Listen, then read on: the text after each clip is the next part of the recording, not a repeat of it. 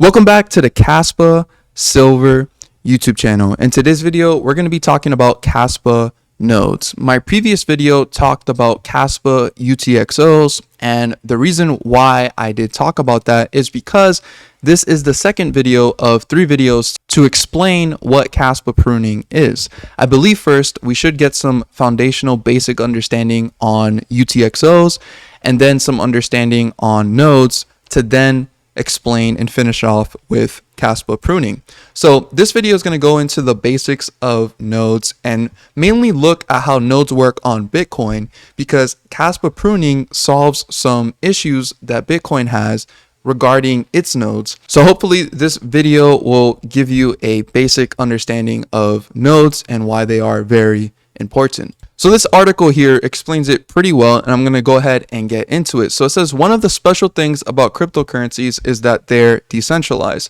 They process transactions without any central authority, meaning they don't require a bank or payment processor. Instead, a network of blockchain nodes validate transactions and secures the network. What is a node in a blockchain? A blockchain node is a device, usually a computer, that participates in a blockchain network. It runs the blockchain protocol software, allowing it to help validate transactions and keep the network secure. Blockchain nodes communicate with each other. The more nodes there are, the more decentralized the network is. With most blockchains, anyone can set up a node. If you want to run a node for Bitcoin, you can download the Bitcoin Core software on a computer. There are exceptions. Some blockchains like Ripple only allow certain nodes to participate. However, the majority of the blockchain networks follow Bitcoin's lead and let anyone join. Now, how does these nodes work? So the main roles of a blockchain node are broadcasting and validating transactions. When a user submits a transaction, it is received by a node, which broadcasts it to the rest of the network. All the nodes in the network check the transaction to make sure that the sender has funds available and is authorized to send them. The fact that every node verifies transactions helps secure the network. An invalid transaction can only be approved if 51% of the nodes confirmed it. In blockchain networks with hundreds of thousands of nodes, it's extremely unlikely that a bad actor would be able to take over 51%. It's always worth researching how specific blockchain nodes work if you're considering investing in cryptocurrency, so that you can get more accurate idea of how secure it is. So now it's going to be going into the fact that nodes on proof of works have an assistance of miners.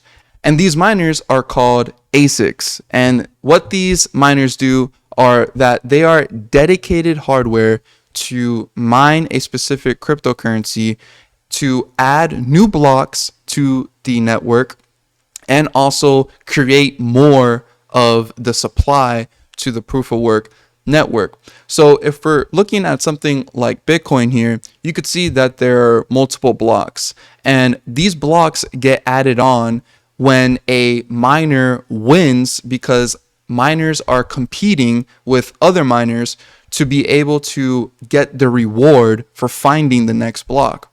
Now, what these miners are connected to, they're connected to your internet, and then they're connected to a node. Now, this is why it's extremely important for networks to have lots of nodes, especially proof of work networks. Because of this, this prevents anyone from changing the network protocol, because the nodes basically contain the code for the Bitcoin network or the Kaspa network. So let's say there was only 5 nodes in existence, and miners were all mining to these 5 nodes that are running the Bitcoin network. Now let's say these 5 nodes decide to change the rules and say, you know what, we want 22 million Bitcoin instead of 21 million. Well, if they implement this change and add it to their nodes, all the miners are now mining to these 5 nodes that exist in the whole entire world, and that means they're able to change the whole entire network of Bitcoin. The reason why this cannot happen today is because there are thousands of nodes that exist. So if one node decides to say, hey, I want to change to 22 million Bitcoin, the miners have multiple choices to be able to say, hey, I don't agree with increasing the supply to 22 million. I'm going to keep mining the one that's 21 million because this is much more legit and this is the one that I agree with. And so that's why Bitcoin or Kaspa and many proof of work projects are decentralized, is because any changes to the network is practically impossible. When you make a change, you're basically creating a brand new coin. And if you make a change, you need at least 51% to have consensus so that the change can be valid. If you don't have that much, then you really can't commit a change at all. And miners will simply just not mine to your node anymore because your node is viewed as malicious. So this is why it's extremely important that it's easy to run nodes and that it's possible to have many in the world. So what I have here is an example of a Kaspa node, and this is what nodes typically look like. It's a software program that you're able to download to your computer and is able to connect to the network. When you connect to the network, you need to sync to the network, which typically means you have to download previous history to be able to join the network and run your node. Now, in Bitcoin's case, you have to download the entire history of the network. So that means every single transaction since 2009. And that means that the storage requirements to run a node will be extremely high.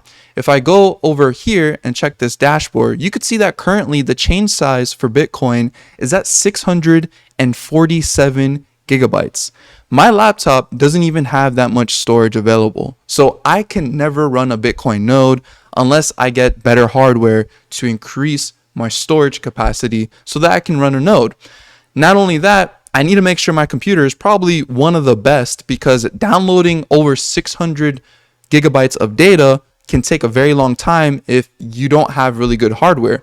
I've heard people say that it could take upwards to a whole entire day if you have good hardware. And if you don't have not so good hardware but enough storage, it could take even weeks. This is very bad for the future because with Bitcoin, this is always required to run a node. You have to first download 647 gigabytes of data, and then you can do pruning, which Bitcoin does have a type of pruning, but it's not exactly the same as Kaspa's. Bitcoin pruning only happens after you download this initial block download of 647 gigabytes, and then you can prune it and you will only need 2 gigabytes of past history.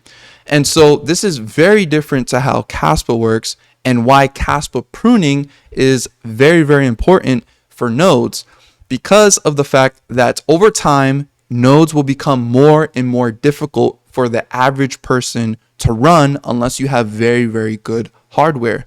So over time, less and less nodes will be able to exist.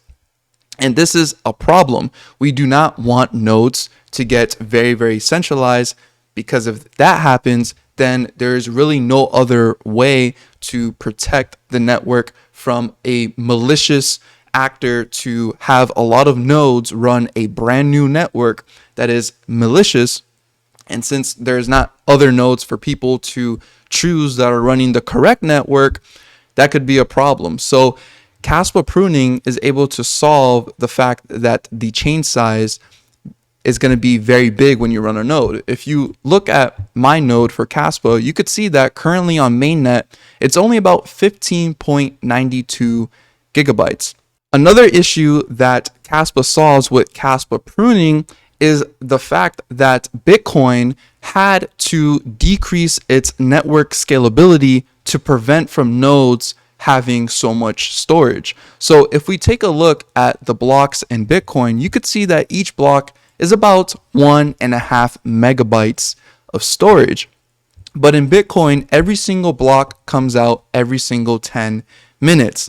This is how in over 15 years of transactions coming through, the chain is still only 647 gigabytes, which isn't really that big considering 15 years have gone by, and in every single block, there's over thousands of transactions. You could see that this block right here that happened 50 minutes ago contains about 3,215 transactions. Now, in Kaspa's case, blocks are coming out every single second. So imagine if 2 megabytes of storage is being put out every single second. Well, I did the math over here, and in one day, there's about 86,400 seconds. So that means every single day, that's how many blocks are being produced in Kaspa. And I did an average here, and let's say every single block was 2 megabytes of storage. Well, that would mean that every single day, Kaspa is producing 1.7 terabytes of storage.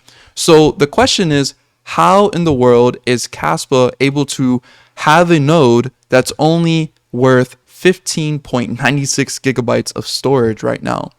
And this is where Kaspa pruning comes in, but this will be in the next video to further go into this and explain how Kaspa pruning works. Thank you so much for watching this video. I hope you did enjoy it. Now, remember that this is the second part of 3 videos to explain Kaspa pruning. The next video will be explaining Kaspa pruning and how it works. So please leave a like on this video, subscribe if you guys are new around here, and as always, don't be average, be different.